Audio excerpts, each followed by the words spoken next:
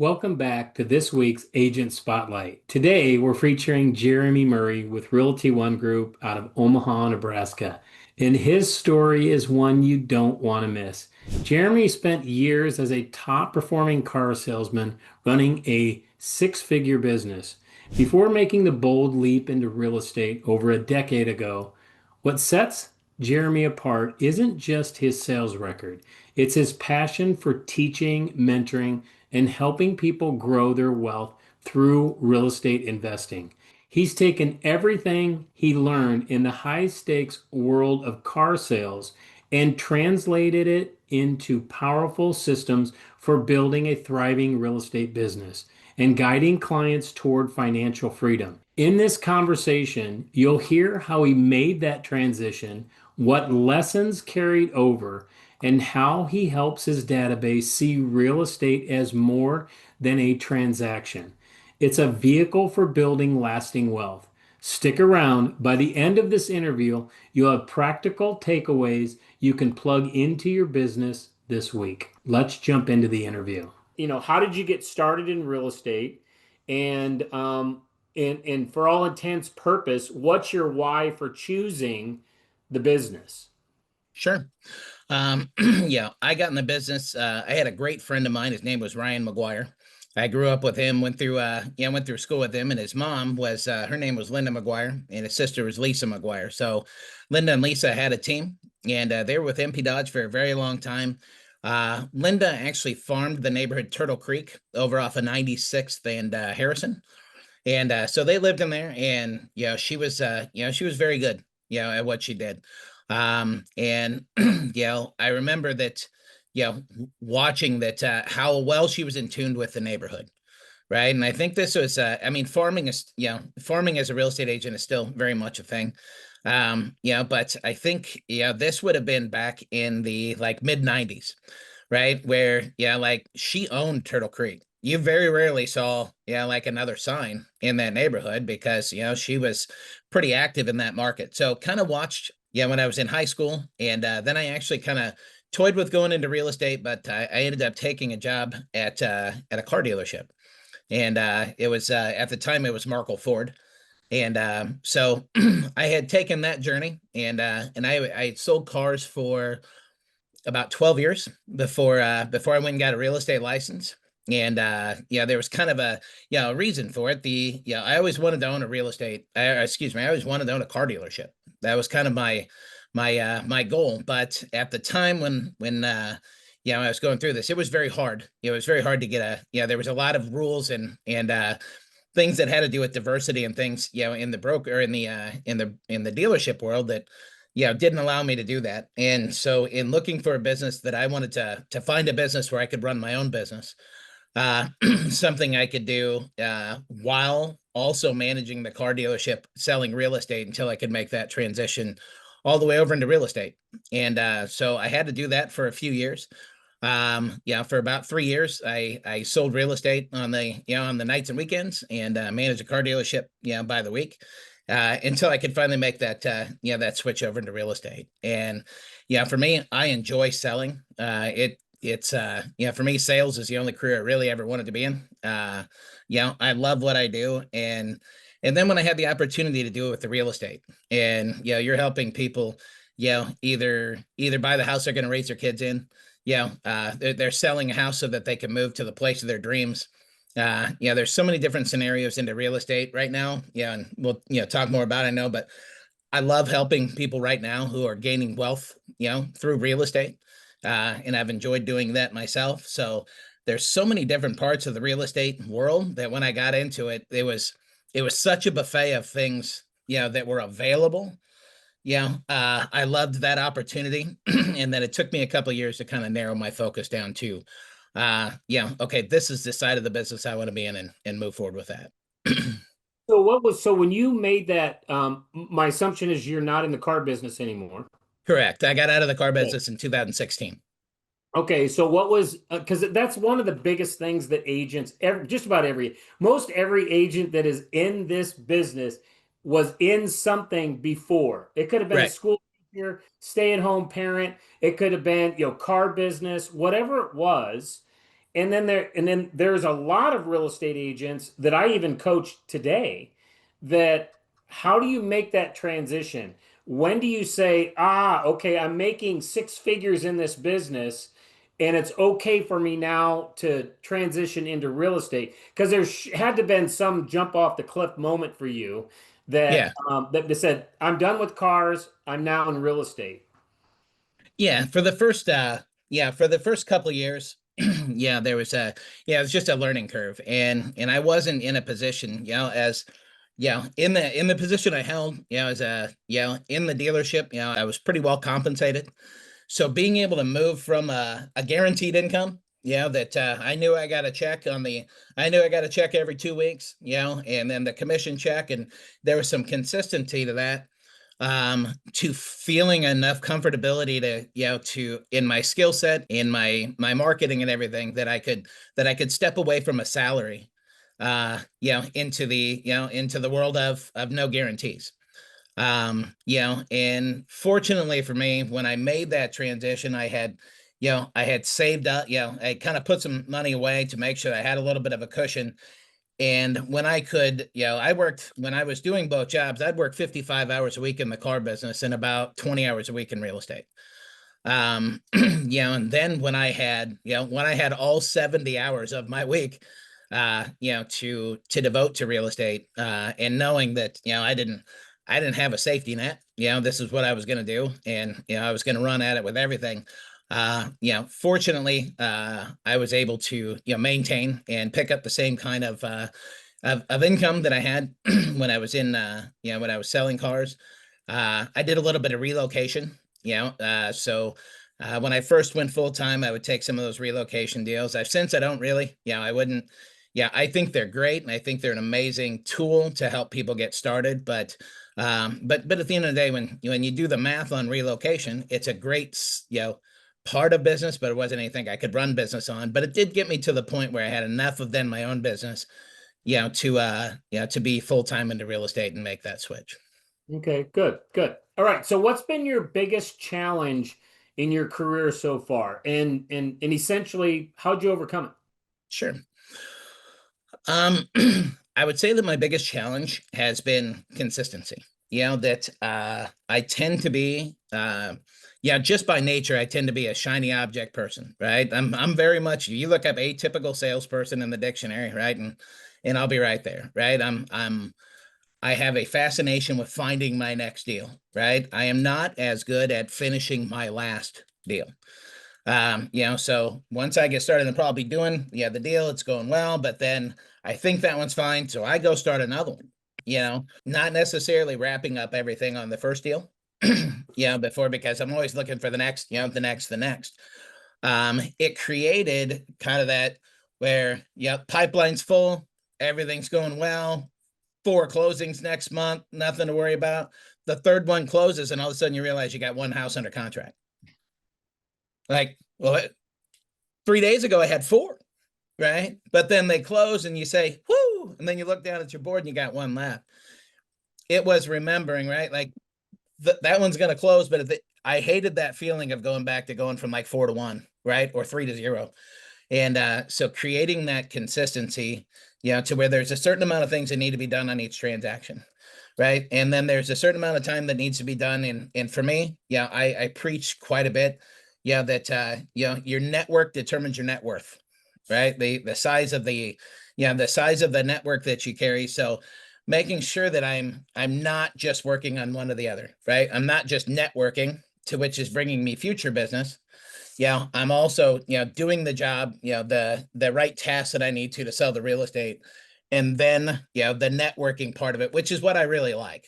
I love the networking. I love sales. I love putting deals together. But once the paperwork is kind of done, right? That's where my excitement level for it, kind of falls off. But making sure then to put the the parts of my process together to make sure that, that's getting done, so I can create that consistency of having, a constant deal flow, as opposed to that high, to the joy to despair in a month. Right. And that has been something in working on consistency, not being as, being less focused on being a shiny object person, uh, has really done well. So, so one of the things that I coach and I talk about is there's two things in this business, right? You're either doing one or the other. You're either bringing in business, which is the work, which is what you just talked about, is networking, talking to people, and trying to find that next deal, referral, whatever it is. Hmm.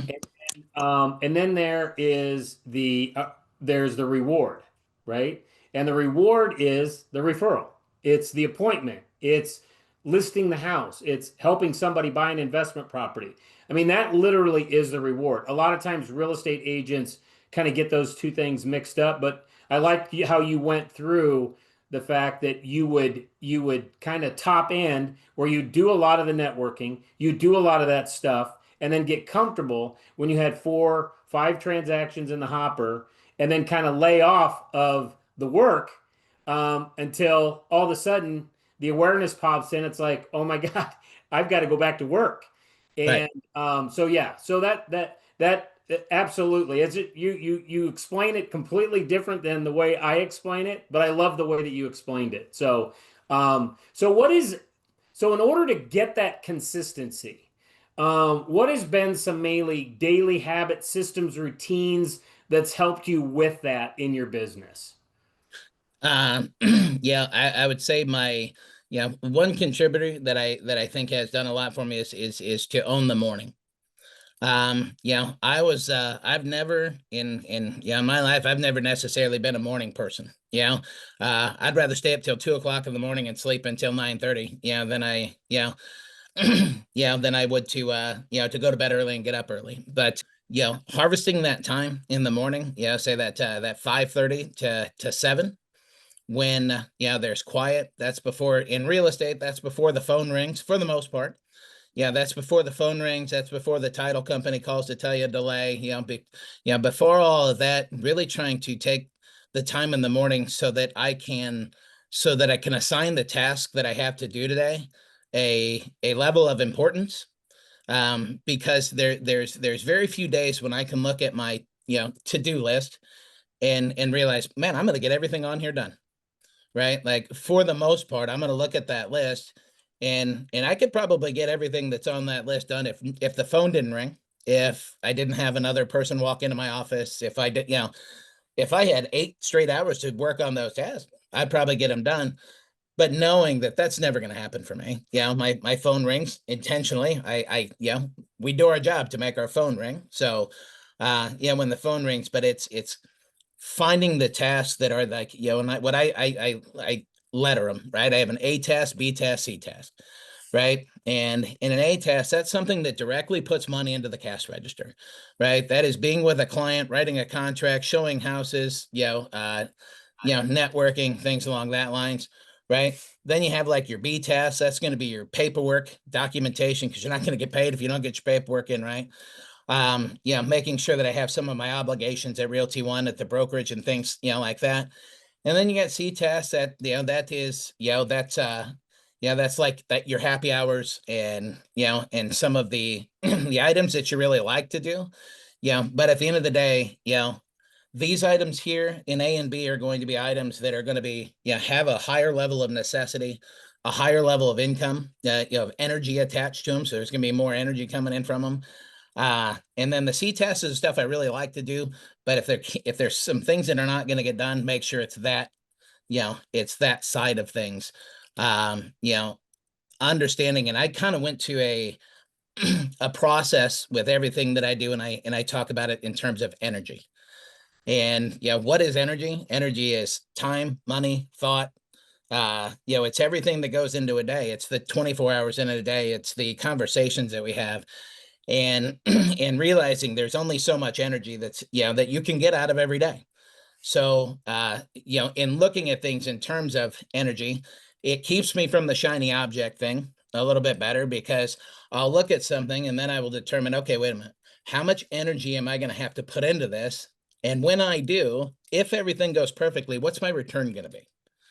Right. And measure in terms of energy, because that keeps me from thinking about the emotional thing, right? Just because a deal is going to make $4,000 doesn't make it the best decision. If you look at it in terms of how much time is it you're going to put into it, because if you're going to make $4,000, but it's going to take a solid 2 weeks of your life, then that might not be that might not be the best energy spent. So looking for a way to attach a value to the energy, and that way I know, okay, well, man, I would really love to do that project, but if I do that, then I'm going to have to take that energy from someplace else. Is that going to be from my family? Is that going to be from another project that I have? Is that going to be from the brokerage? Or do I have that time available? And then, and I can fill it in. But kind of looking at things in terms of energy keeps me from, like you said, the shiny object syndrome is more emotional. It helps me stay informational. Okay, good. So obviously, real estate can be demanding. Yes. Yes. So how do you balance business with family and personal life? I don't. That's what my wife would. I'm just going to use my wife's answer. I don't. Yeah. um, I came out of the car business, and so it's I come from a different mentality, right? Like, uh, yeah, we talked to our salesperson about, well, Tuesday's your day off, so you're going to be here from like noon to 4, right? Right. It was, that's the way the car business was. Like you worked, right? Like there was days that I went to work at 7:30 in the morning. I didn't get off until 11 o'clock at night. It's a different business. It's a different breed. Yeah. But it's what I came up through. It was very hard for me to put that down, right? To understand, right? Like there's a reason why the car business cost me my first wife, right? And it's because when you don't come home, it's really hard to stay married. So understanding that was not the path that I wanted to continue on. So making sure, first of all, making sure that I don't let real estate invade on my personal time. Just like I won't let like I would, if my kids showed up and I was in the middle of showing houses with somebody said, hey, let's let's go to Funplex this afternoon. You wouldn't be like, oh yeah, let's do that. Hey, you guys call me tomorrow, right? Making sure that I take the time that I have scheduled for work, and it's really easy in real estate because we don't have a boss and we don't have a schedule, and we don't necessarily have somebody where you're going to clock in or going to tell you where to be. So it's very easy to take a Tuesday afternoon and go do something, and then somebody calls you and man, there's the chili cook off at the OABR say on Thursday morning, and then there's that golf outing on Friday, and and then I'm working, and then I have to work all day on Saturday and half the day Sunday, right? Well, what I did there is I allowed my work to impede on my personal life, right? And if I look at it in the opposite way, right, I would never just like I said, have, hey, bring dinner. I'll be with some clients, but bring me dinner. I'll eat. Kind of looking at it like that. My personal life is very important. And it's not to say I never step away and take a phone call. It's not to say when there's a deal on fire, I have to do that. But I've gotten better about it. That is not a given, right? Like just because there's something going on in real estate is not a given that I'm going to drop everything that I'm doing with my family, go handle that. Yeah. Um, as a very good friend of mine who's in the same business, but she's in title, she says, good news is, right, we don't save babies, right? We're in real estate, right? No, nobody's gonna die if we don't get closed this afternoon, right? We're not saving babies. So it's all right. But my sense of urgency and what I do in work, it leads me to want to take that phone call. It leads me to want to say, hey honey, I'm gonna take this. And sometimes I just have to understand, like, man, I'd like to take that, but that's not fair to the person sitting next to me that I obligated this time to. And that was Hmm. that was really difficult for me because I'm doing my absolute best at that, and my wife would still tell you the answer I said first. He doesn't. Yeah. But yeah, I think we made it to a good balance point. But I also too, I think it's just having that, you're learning from your mistakes, right? And you have that open communication that, hey, if it's an A that's going to happen, we've got to question whether or not we're going to do this with the family, right? I mean, because you Hmm. probably have A, B, and C with your family as well. I mean, your kids are playing a sport, at a game. That's an A because you really, it's not, you're either going to be there or you're going to miss it. Yeah, you right? can't go get it back. Right, right. So, all right, well, that's good stuff. Okay. So let me ask you this. What would be this will be the last question, but also too, I want you to give me some closing thoughts as too, okay? So what's one piece of advice that you'd either give to a brand new real estate agent, because I know you work with agents there in your office, Hmm. or that you would give to yourself when you first started in real estate of what you know now? Sure. I think I'll look at it from yeah, because it is kind of part of what I do now with, with Realty One, and the brokerage that, yeah, when people come into the business. Um, I think a lot of people come into real estate with a preconceived notion what it looks like, right? Because they watch the TV show. I don't know about you, but my wife, she doesn't ask me anymore, but to watch the Chip and Joanna Gaines show, you know that one, right? And I joke around about this, right? Because like, she comes in, she breezes in, she says, "Hey, I want to make a $10,000 change. We're gonna put a beam in across, and we're gonna remove that wall." And you know, and I'm sitting there as somebody who has flipped houses, who has worked in that industry, who has been around that, saying, that's not a thing, right? You don't just come in, breeze in, and change something. That's $10,000. That's a structural engineer. That's permits. And you said you got a week to get this done, right? So I think real estate kind of comes on that. Yeah, there's a notion of what people see real estate is going to be like. Um, they love the part of things that is the showing houses, and there's certain parts of the process that they love. You know, what I try to tell them is you also have to embrace the other part that may not be as fun, right? You have to get good at conflict resolution, right? And we don't think in terms of that. We think we're real estate agents. We're here to show them a house, right? Well, for the most part, I find people are going to buy the house. They're going to buy the house that they want to buy. When I first got in the business, and you probably like, your client would call up, they want to look at houses. You would get on the MLS, you'd find 4 or 5 houses you're going to show them that Saturday. You would send them over to them and say, these are the 5 houses we're going to see on Saturday. And then, you would go there. Well, in the transition of the internet and how it affected things, now it is somebody says, these are the 5 houses I want to see on Saturday. Can you get it set up? And then they're going to walk through those, and we're going to give our guidance and our opinion, but they're going to kind of find the one, they're going to gravitate towards the one that they want. Our job's not to force anything in anybody, it's to be a consultant. But I find that a lot of people where they struggle in this business is like I said, that dispute resolution. I think being a good real estate agent is understanding how home inspections work, right? And what is a major item, and what is something that's that is something we can say, look, I know that sounds scary, but but here's how that works.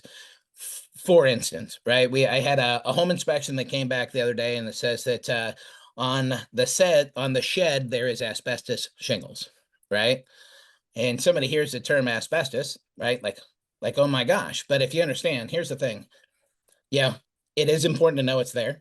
But at the end of the day, if you don't disturb asbestos, it doesn't cause an issue, right? So I understand. There's a lot of conversation that goes on about asbestos and lead-based paint and things. Helping people understand that don't panic with them. Help them understand. Okay, everything can be overcome, right? Until we hit to a point where it's like, I mean, we can decide no, but working with that other agent, right, and understanding that, that gaining that skill set to be able to call the other agent, walk through, because their seller's not going to want to hear we want you to replace the siding on the garage. And these people are saying, well, gosh, we don't know if we want to move forward without, the siding being replaced on the garage.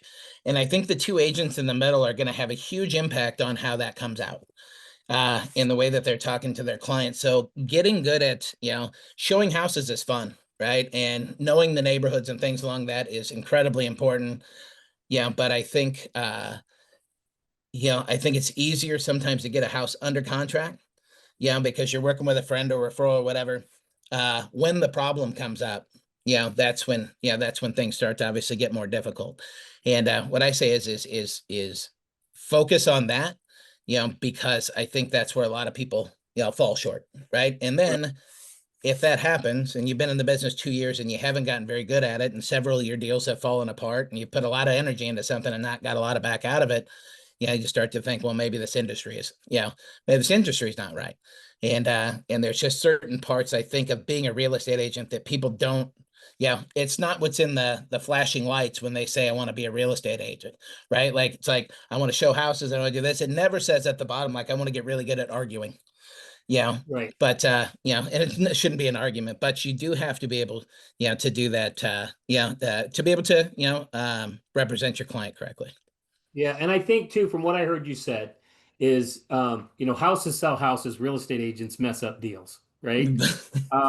And it's really being able to handle the conversation, right? It's taking it one step at a time, and being able to have, one of the things that I personally work with agents on is that it's all in the console, right? It's in the beginning stages. It's talking about we all know how the process. You can take a buyer, you can take a seller, and for the most part, it's going to happen about the same. The journey is going to be the same for each. Now, is there going to be landmines and different things and that type of stuff within it? Absolutely.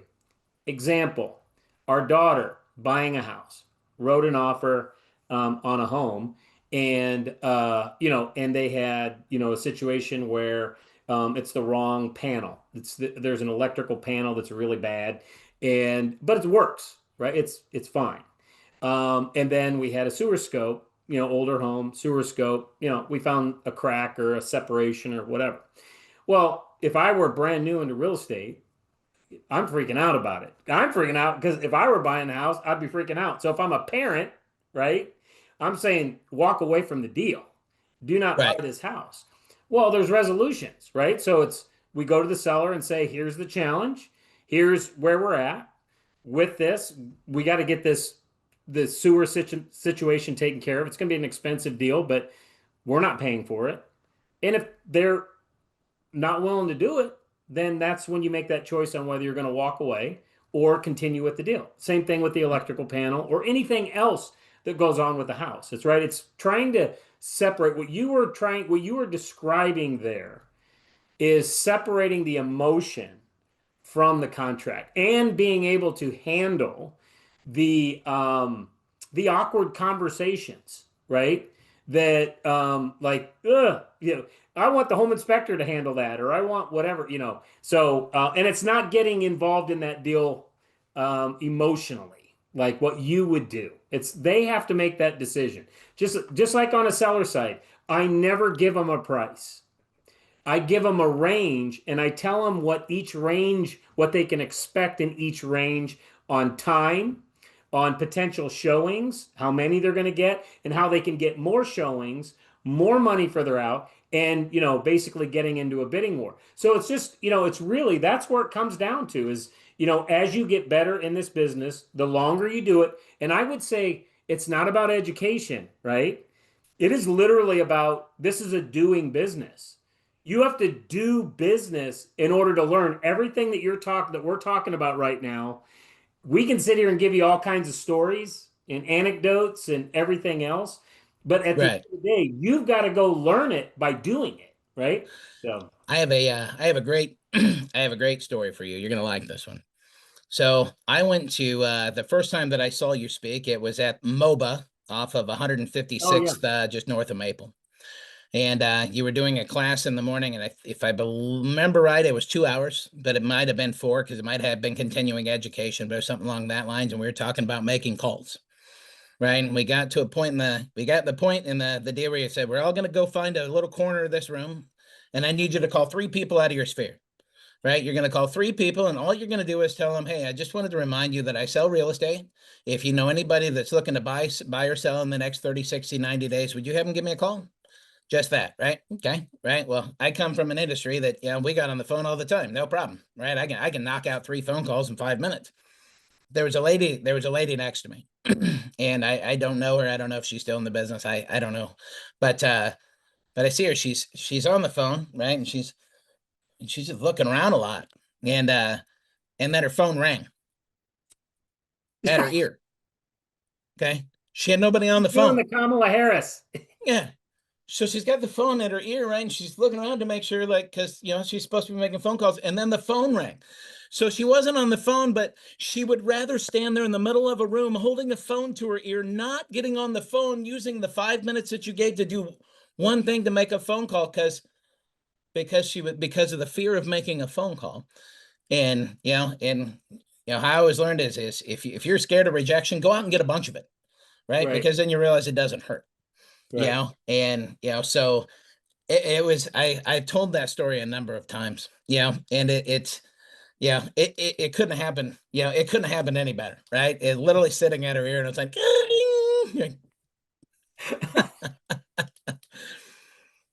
so She was the willing it whole, to like you ring. said, do the work. She was willing it to ring. Yeah.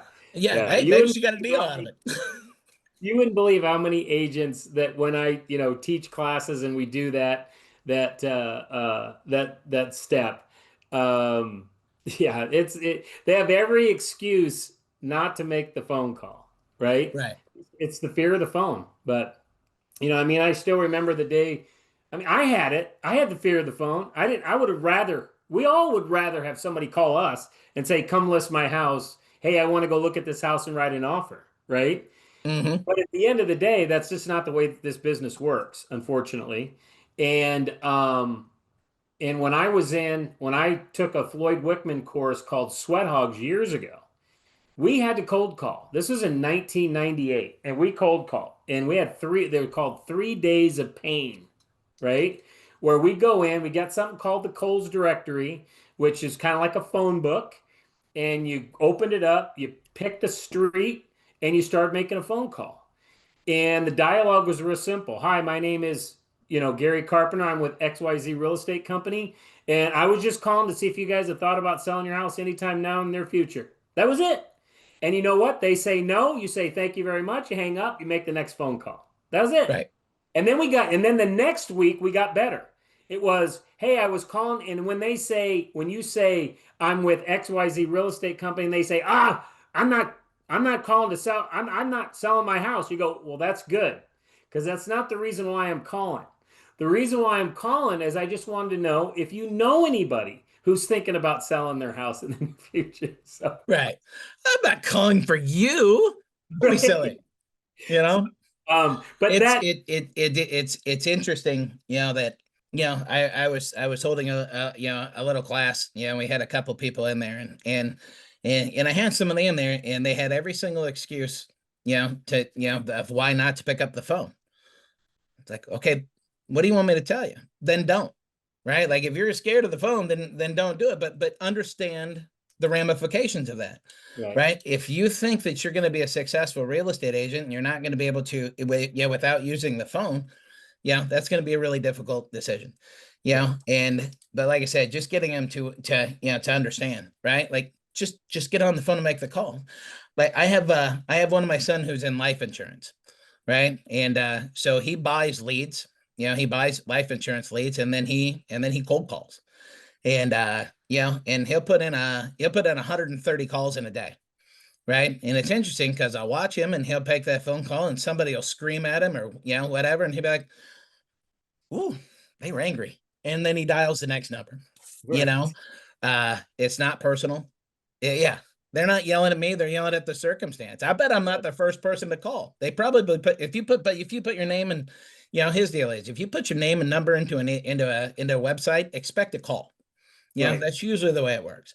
Yeah. And but it's a mindset. I think there's a lot of ways to find success in this business. And I don't think that, everybody who's successful is this incredible phone person. But you got to find your, like we have one person in our office. It seems like she holds a client event seems like every week. And she gets a good turnout, and hence she doesn't do a lot of phone work. She does a lot of driving around, picking up hors d'oeuvres, like all of that stuff. So you're gonna put energy into one or the other. Just make sure that you're really good get really good at whatever it is that you're gonna use to create that network. Yeah. And I think, with anybody who's brand new that's getting into this business, obviously you want to take an existing network, whatever you have, right? Hmm. And you want to organize it in a way that, again, I have said this 100 times, if not 1,000 times. Everybody you know is going to run into somebody that's going to go through a life event. It could be a divorce, it could be a new baby, it could be a death. It doesn't matter. There's all these life events that happen. And a lot of those life events have a piece of real estate that needs to be transacted somehow, some way. Hmm. And people just naturally want to help or they want to ask for help.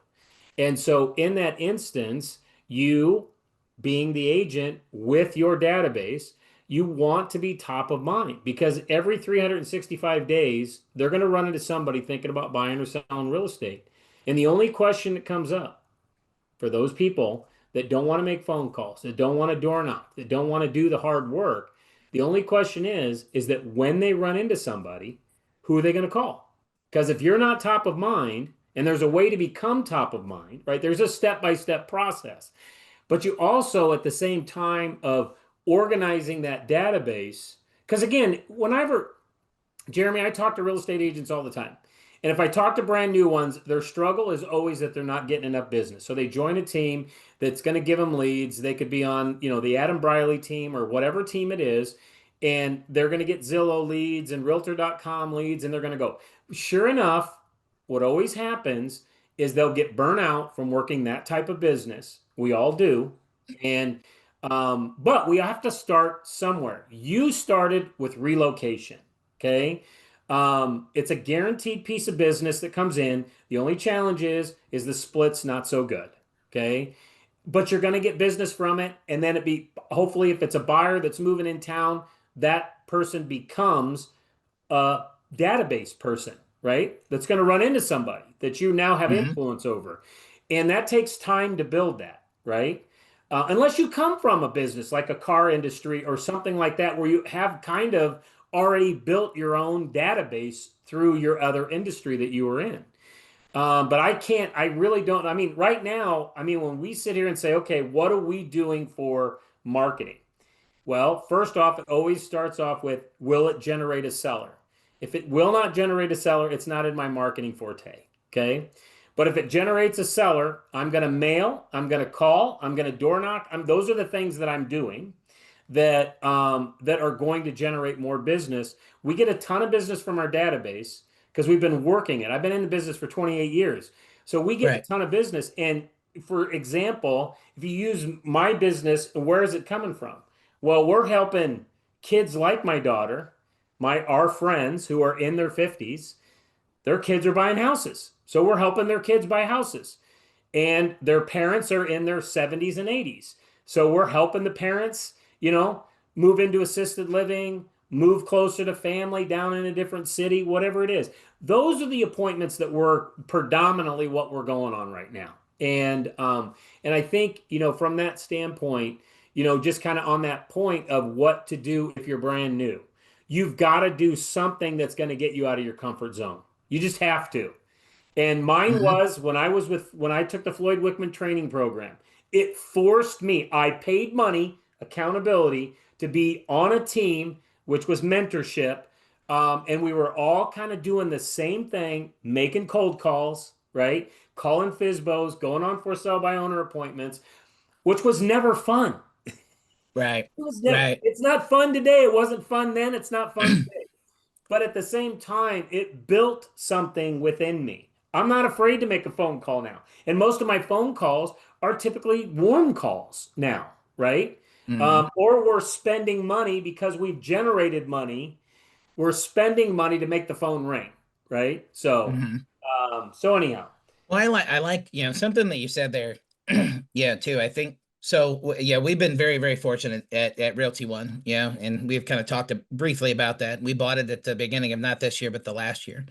Yeah, and we had some really great growth, and we attribute a lot of that to is there's a lot of teamwork within our office, right? Like when we get together and do the huddles in the morning, right? We'll have people that stay after and they'll do role playing, and role play the phone call. So if you don't want to practice on with a real person, right, role play with somebody. Um, but getting in a room and doing it with other people, um, you know, uh, I learned so much better. I learned things by immersion.